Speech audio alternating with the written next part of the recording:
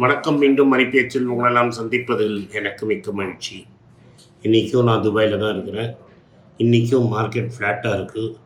9 point தான் ப்ளஸில் இருந்தது. நான் கார்த்தால பார்க்குறச்ச இப்போ பேசுகிறச்ச 40 பாயிண்ட் ப்ளஸில் இருக்குது. பட் ஆக்சுவலி இன்றைக்கி டோ ஜோன்ஸு, நாஸ்டாக்கு எல்லாமே எகிரி இருக்குது.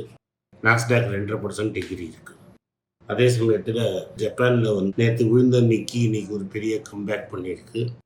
5.5% மேலே ப்ளஸ் 65,000 தாண்டிடுச்சு.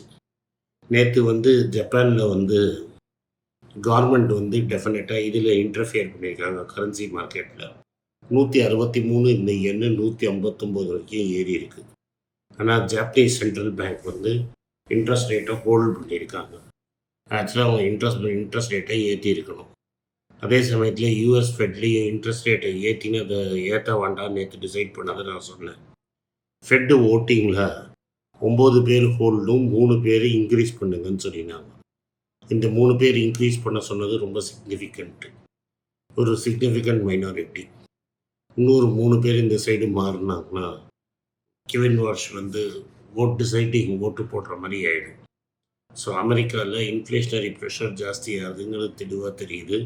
ஜப்பான்லேயும் இன்ஃப்ளேஷனரி ப்ரெஷர் ஸ்ட்ராங்காக இருக்குது. பட் எனிவே நேற்று என்ன இன்டர்ஃபியர் பண்ணதால் டாலர் விழுந்தது, கோல்டு ஏறிது. நேற்று கார்த்தாலேருந்து இன்னைக்கு கார்த்தால வரைக்கும் கோல்டு 100 ரூபாய்க்கு மேலே ஏறி இருக்குது. திரும்பி 11,000 தாண்டிடுச்சு 18 கேரட் கோல்டு. அதே மாதிரி 22 கேரட் கோல்டு இன்னைக்கு கார்த்தால 25 ரூபா, நேற்றே மேலே ஏறி இருந்தது. ஸோ கோல்டும் ஏறி இருக்குது. பட் இது வந்து ஒரு ஃபால்ஸ் ரைஸ் அப்படின்னு தான் சொல்லணும். ஏன்னா திரும்பி இன்ட்ரெஸ்ட் ரேட் ஏற்றரிச்ச கோல்டு விழும். கோல்டு இன்னைக்கு 4,075 இருக்குது. அதே சமயத்தில் பிரெண்ட்டு 89 இருக்குது. வாரம் முடிஞ்சதாக நம்மளுக்கு தெரியல. குவைத், பஹ்ரைன் அண்ட் கத்தர் பேட்லி எஃபெக்டடு. அதனால் அண்ட் சவுதி கூட எண்ணெயை வந்து ரெட் சீயை வழியாக கொண்டு வர முடியல. புத்துணி ரெபல்ஸாக தான் அட்டாக் பண்ணுறாங்க. எவ்வளோ நாள் வந்து இந்த ஸ்ட்ரைஃப் கண்டினியூ ஆகும்னு நம்மளால் சொல்ல முடியாது. நேற்று விப்ரோ, இன்ஃபோசிஸ், ஏடிஆர்லாம் விழுந்தது. இன்றைக்கி இந்தியாவிலையும் விழுந்திருக்கு. இன்றைக்கி விழுந்தது மெயின் வந்து ஐடி இண்டெக்ஸு. 3 நாளாக ஐடி இண்டெக்ஸை ஏற்றிட்டு இன்றைக்கி ஐடி இண்டெக்ஸை இறக்கியிருக்காங்க. இது பேசிக்லி ரொட்டேஷன். பேங்க் நிஃப்டியை பாசிட்டிவ் ஆக்கினதுனால தான் நிஃப்டி 45 பாயிண்ட்டு அப்பில் இருக்குது. இந்த ரொட்டேஷன் ட்ராப்பில் நம்ம மாட்டாமல் ரொம்ப கேர்ஃபுல்லாக இருக்கணும். நம்மளை பொறுத்த வரைக்கும் ஃபார்மா அண்ட் ஐடிங்கிறது நம்மளை ரெண்டும் காப்பாற்றி இருக்குது. நம்ம போர்ட்ஃபோலியோவை ஸ்ட்ராங்காக இருக்குது. கார்த்தால நான் பார்த்தபோது தங்கமயில் திரும்பி ஒரு 10% விழுந்தது. தங்கமயில் 3 வாட்டி 10% விழுந்தாலும் இன்னும் 43 டைம்ஸ் ஏர்னிங்ஸு இந்த வருஷத்துக்கு 60% அப்பில் இருக்குது. அதனால் இன்னும் கரெக்டாக எடுத்துக்க சான்ஸ் இருக்குதுன்னு நினைக்கிறேன். வைர ஊசி இறங்கிடாதீங்க, மாட்டிக்காதீங்க. அப்படி நம்ம தங்கத்தை பற்றி பேசுறதுனால ஏடிஎம் ஏதோ அக்ஷய தங்க மாளிகை அப்படின்னு தமிழ் பேரில் இவங்க கல்யாண் ஜுவல்லர்ஸ் இங்கே இறங்கியிருக்காங்க. தமிழ்நாடு ஃபோக்கஸ்டு தனி சப் பிராண்டாக அதை க்ரியேட் பண்ண போகிறதாகவும் அதுக்கு 300 கோடி வந்து இன்வெஸ்ட் பண்ணுறதாகவும் சொல்லியிருக்காங்க. ஸோ அது தமிழ்நாட்டில் கல்யாண் ஜுவல்லர்ஸ்னு இருக்காது, அக்ஷய தங்க மாளிகை அப்படிங்கிற பேரில் லான்ச் பண்ணுறாங்க. தமிழ்நாட்டில் எங்கே பார்த்தாலும் தங்க மாளிகைன்னு பேர். மாளிகைனா பேலஸ், தங்கம்னா gold. So gold palace, Akshaya gold பேலஸுங்கிற பேரில் கல்யாண் ஜுவல்லர்ஸ் லான்ச் பண்ணியிருக்காங்க. இது எதனால் பண்ணாங்கன்னு எனக்கு தெரியல. பட் எனிவே பண்ணியிருக்காங்க. தங்க மாளிகைங்கிறது வந்து ஜிஆர்டியோட செயின் பிராண்டு. ஜிஆர் தங்க மாளிகைங்கிறது இது வந்து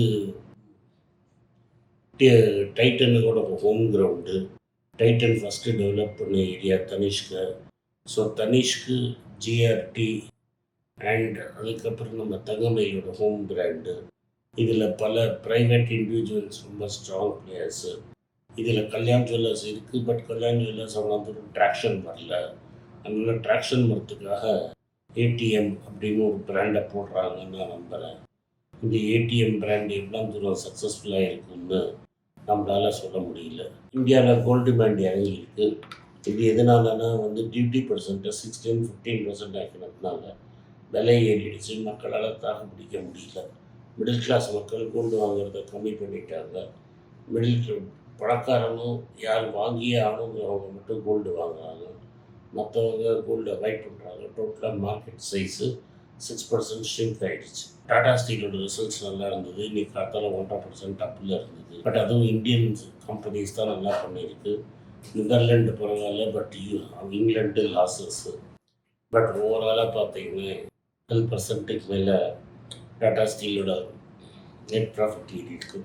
இந்த ஆந்திர பிரதேஷ் பக்கத்தில் ஒரு கவர்மெண்ட் அண்டர்டேக்கிங் கம்பெனி அவங்க வாங்கியிருந்தாங்க. அந்த கம்பெனியில் 30,000 கோடி இன்வெஸ்ட் பண்ணி கன்ஸ்ட்ரக்ஷன் ஸ்டீல் பார்ஸ் இம்ப்ரூவ் பண்ணுறதா பேசியிருக்காங்க. ஸோ அதில் ஒரு 30,000 கோடி போட போகிறாங்க. அப்படின்னா டாடா ஸ்டீலில் டெட் இப்போதைக்கு இறங்காது. எக்ஸ்பேன்ஷனரி ஃபேஸ் மோட்டில் போடுறாங்கிறது நமக்கு தெளிவாக தெரியுது. அடுத்தது நம்ம டாடா மோட்டர்ஸ்க்கு வருவோம். இவாக்கோவுக்கு அவங்களுக்கு பர்மிஷன் கிடைக்கல. எஸ்பெஷலி ஸ்பெயின் அண்ட் ஃப்ரான்ஸில் அந்த பர்மிஷன் ஆகஸ்ட் எண்டுக்குள்ளே வந்துடும் அப்படின்னு டாடா மோட்டர்ஸ் நம்புகிறாங்க. ஸோ அதுலேருந்து ஒரு 2 மாதம் ஆகி நவம்பரில் தான் இந்த இன்டெக்ரேஷன் முடியும். ஸோ இந்த வருஷம் இந்த பேலன்ஸ் ஷீட் ரெண்டும் சேர்ந்து பார்க்காது. அது அடுத்த வருஷம்தான். பட் அதில் அக்விசிஷனுக்கு 2 பேரும் கமிட்டடாக இருக்கிறாங்க. இது யூரோப்பியன் யூனியன் அதோட ரெகுலேஷன்ஸ்னால டிலே ஆகுதே தவிர வேறு ஒன்றும் இல்லை. இந்தியாவில் புது மாடல் லான்ச் பண்ணுறது இவாக்கோட சேர்ந்து லான்ச் பண்ணுறதும் டிலே ஆகும்னு பேசிக்கிறாங்க. ஸோ ஓவரால் இந்த டாடா மோட்டர் டீல் டிலே இருக்குது அப்படிங்கிறது தெரியாது. வேதாந்தாவோட ப்ராஃபிட் சூப்பராக க்ரோ ஆகிருக்கு. அதுக்கு டெம்பரரி திங், அது சைக்கிளிக்கல். ஹிந்துஸ்தான் ஜிங்கில் அவங்கள்ட்ட சில்வர் இருக்குது. இது மாதிரி பல கமாடிட்டிஸ் விலை நல்லா இருக்கிறதுனால அவங்க ப்ராஃபிட்டபிளாக இருக்கிறாங்களே தவிர இது ஒரு ஸ்ட்ரக்சரல் டர்ன் அரவுண்டுன்னு நமக்கு தெரியாது. இந்த அமெரிக்காவில் இங்கிலாண்டில் இருக்கிற பேரண்ட் கம்பெனி லெவலில் டெட் ப்ராப்ளம் சால்வ் ஆகிற வரைக்கும் வேதாந்தாவுக்கு பெருசாக ஹோப் கிடையாது. அதே சமயத்தில் மஹிந்திரா அண்ட் மஹிந்திராவோட ப்ராஃபிட்ஸ் நல்லா ஏறியிருக்கு. ஸ்டாண்டர்ட் ஒன் ப்ராஃபிட்ஸும் ஏறியிருக்கு, குரூப் ப்ராஃபிட்ஸும் ஏறியிருக்கு. இது மெயினாக எஸ்யூவியில் இருக்கிறவங்க டிமாண்டுக்கும் டிராக்டருக்கு அவங்ககிட்ட இருக்கிற டிமாண்டும் தான் காரணம். கம்பெனி சூப்பராக பண்ணியிருக்கு. ஸோ கோர் பிஸ்னஸஸ் ஒழுங்காக இருக்குது. நான் கோர் ப்ராப்ளம்ஸ் கண்டினியூ. இன்னும் பெருசாக சொல்யூஷன் கண்டுபிடிக்கலன்னு நான் நினைக்கிறேன். ஸோ திரும்பி ஐடி சர்வீசஸ்லேருந்து சிப்ஸுக்கு மார்க்கெட் திரும்பி போயிடுச்சு. எஃப்ஐஐஸ் ஜூலையில் வாங்கலாமான்னு ஸ்டார்ட் பண்ணாங்க. ஆகஸ்ட்டில் அந்த மொமெண்டம் கேரி ஆகுமான்னு நம்மளுக்கு தெரியல. எல்என்டி என்ன சொல்கிறாங்கன்னா அவங்க எலக்ட்ரானிக் காம்பனன்ட்ஸ் பண்ண ஆரம்பிச்சிட்டாங்க. அதில் $500 மில்லியன் ரெவென்யூ டார்கெட் பண்ணுறாங்க. பேசிக்லி அவ்வளோ கான்ட்ராக்ட் மேனுஃபேக்சரில் டாட்டா மாதிரி ட்ரை பண்ணுறாங்க. அதே சமயத்தில் அமெரிக்காவோட செகண்ட் குவார்ட்டர் க்ரோத் 1.5% ஸ்லம்ப் ஆகிருக்கு. க்ரோத் கம்மியானாலும் ஏஐ டேட்டா சென்டரும் பர்சனல் கன்சம்ஷனும் தான் அவங்க மார்க்கெட்டை தூக்கி பிடிச்சி நிறுத்தி வச்சுருக்கு. எப்போ ரிவர்ஸ் ஆகுங்கிறது யாருக்கும் தெரியல. நம்ம பட்டாஸ்டஸில் சில ஸ்டாக்ஸ் ஃபேவரபிளாக இருக்குது, சில ஸ்டாக்ஸ் ரொம்ப ஹையாக இருக்குது. ID stocks even today are very low. இந்த ரேலிக்கு அப்புறம் கூட நீங்கள் கன்சிடர் பண்ணலாம். சன்ஃபார்மா இன்னொரு நியூஸ் என்னென்னா, சன்ஃபார்மா பிரேசில் மார்க்கெட்டுக்கு செமிக்ளூடைட் அப்ரூவல் கிடச்சிருச்சு. So pharma group as a whole checking எல்லாம். ஸோ மார்க்கெட் ரொம்ப ஸ்ட்ராங்காக இருக்குது. இந்த சென்ஸ் தட் இன்டர்நேஷ்னல் மார்க்கெட்டுக்கு ஆப்போசிட்டாக போகுது. இன்டர்நேஷ்னல் மார்க்கெட் ஏறின அளவுக்கு நம்ம அளவு ஏறலை, அங்கே விழுற அளவு நம்ம விழலை. ஆக்டிவிட்டி எப்படி கோரிலேட் ஆகுதுங்கிறத பொறுத்திருந்து பார்ப்போம். நன்றி, வணக்கம். இந்த வீடியோ உங்களுக்கு பிடிச்சிருந்ததுன்னா வீடியோ லைக் பண்ணுங்கள், எங்கள் சேனலை சப்ஸ்கிரைப் பண்ணுங்கள், பெல் நோட்டிஃபிகேஷன் தட்டுங்க. இந்த வீடியோ முடிஞ்சால் உங்கள் சொந்தக்காரங்களுக்கு ஃப்ரெண்ட்ஸுக்கும் அனுப்புங்க, அவங்கள பார்க்க சொல்லுங்கள். நன்றி, வணக்கம். எல்லாருக்கும் வணக்கம். எல்லாருக்கும் ஒரு இம்பார்ட்டன்ட் அறிவிப்பு. நான் யார்ட்டையுமே பணம் வாங்குறது கிடையாது. நான் யாரையும் டைரெக்டாக கன்சல்ட் பண்ணுறது கிடையாது. என் பேரை சொல்லி நிறைய ஸ்கேம் நடக்குது. டெலிகிராம் குரூப், வாட்ஸ்அப் குரூப்னு. எனக்கு இருக்கிற வாட்ஸ்அப் குரூப்லாம் சும்மா இன்ஃபர்மேஷனுக்கு மட்டும்தான். நான் செபி ரிஜிஸ்டர்ட் அட்வைசர் கிடையாது. நான் சேனல் நடத்துறது எஜுகேஷன் பர்பஸ். அதில் ப்ரைஸே பேச மாட்டேன். இதை வாங்கு அதை வித்துருன்னு சொல்லவும் மாட்டேன். என் பேரை சொல்லி பண்ணுறாங்கன்னா ஏமாந்துடாதீங்க.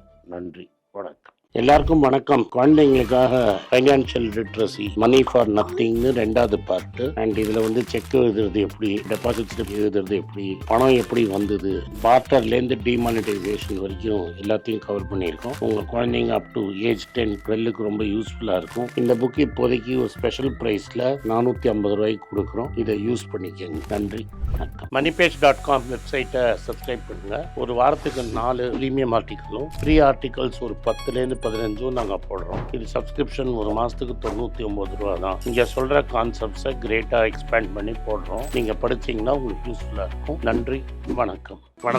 குழந்தைங்களுக்காக ஒரு புஸ்தகம் லான்ச் பண்ணோம். அது ரொம்ப சக்ஸஸ்ஃபுல்லாக இருக்குது. யாருக்கெல்லாம் அந்த புஸ்தகம் போகணுமோ எங்கள் டீமுக்கு கான்டாக்ட் பண்ணுங்கள். கீழே இருக்கிற நம்பர்லேயும் வெப்சைட்லேயும் கான்டாக்ட் பண்ணிங்கன்னா உங்களுக்கு அந்த புஸ்தகத்தை நீங்கள் வாங்கிக்கலாம். மற்ற எங்கள் புஸ்தகமும் அவைலபிள். எங்கள் வெப்சைட் மூலமாகவும் வாங்கலாம். கீழே இருக்கிற வாட்ஸ்அப் நம்பர்லேயும் மெசேஜ் அனுப்பலாம். நன்றி, வணக்கம்.